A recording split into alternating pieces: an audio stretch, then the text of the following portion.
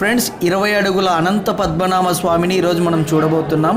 ఈ ప్రదేశం విజయవాడ దగ్గరలోని ఉండవల్లి కేవ్స్. క్రీస్తు పూర్వం 420 నుంచి 620 వరకు ఈ గుహల నిర్మాణం అయితే జరిగింది. ఒక్కటే పెద్ద కొండరాయిలో 3 ఫ్లోర్స్ గా గుహలు అయితే మలిచారు. సెకండ్ ఫ్లోర్ లో పెద్ద ఆకారంతో 20 అడుగుల అనంత పద్మనాభ స్వామి ఉంటారు. ఇంత పెద్ద ఆకారంలో ప్రపంచంలో ఇలాంటి అనంత పద్మనాభ స్వామిలో 3 చోట్ల ఉన్నారు.